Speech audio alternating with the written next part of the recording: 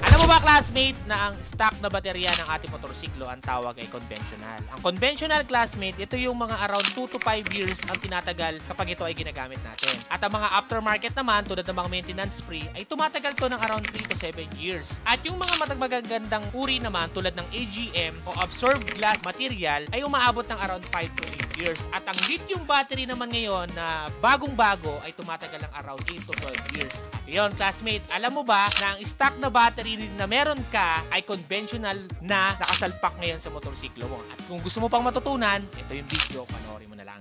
That's good news. Ano yung Alex? Papakita ko sa iyo yung Yuasa na battery. Yuasa. Okay. Itong Yuasa na battery ito ay hindi kapareho ng isang typical na battery. Diba ganito ang battery? Ang tawag dito is disposable. Kapag ito ay binili mo sa isang tindahan, meron na itong tinatawag na lifespan. So gumagana na kagad siya. Unlike dito, na the best para sa mga tindahan na mag-uumpisa pa lang yung parang pinaka-birthday niya. Ito may birthday na to. Hindi ko lang alam kung kailan. Pero may birthday na yan. Ito, mag-uumpisa lang yung birthday na ito kapag nilagay mo na to. Ano yan? Yung pinaka-acid niya, yung battery acid, yung ako, papayta ko sa'yo. Okay. Ngayon yung birthday niyan. Oh, ngayon yung magiging birthday niya kapag tinanggal mo to. Ayan, oh, tingnan mo. Ayun, nakasin pa rin pala. Di ba may nabibiling ganito, yung acid, yung battery water? Yung tubig sa battery kung tubig tawagin. sa battery kung tawagin. Ngayon, eto, mag-uumpisa na yung birthday niya kapag nilagay mo na to dito. At kailangan mo na tong magamit. Unlike dito, eto, automatic, meron na to. From the manufacturing, start na siya, no? Start na siya from sa factory pa lang. Kunyari, ginawa siya sa China, dun pa lang nag-uumpisa na yung buhay niya.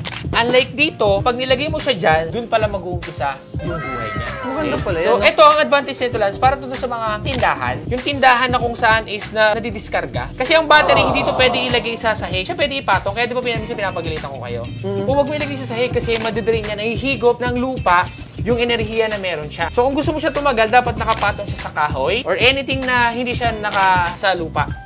Kaya, for me, the best tong ganito para sa tindahan. Ang problema lang, medyo mas mahal lang siya ng konti doon sa mga ganito. Kasi ito is disposable. And ito naman, ito yung ginagamit naman sa mga motorsiklo. Sa mga stock? Sa mga bago. For example, bumili ka sa motor trade, mapapansin mo doon, nilalagay nila yung battery at nilalagay nila to para pagkalagay ng battery, takip, tapos lagay sa motorsiklo, okay na. Ganun lang siya kadali. Ang advantage niya lang, hindi pa nag-uumpisa yung birthday niya kapag hindi mo pa nalalagay itong tubig niya. Gets?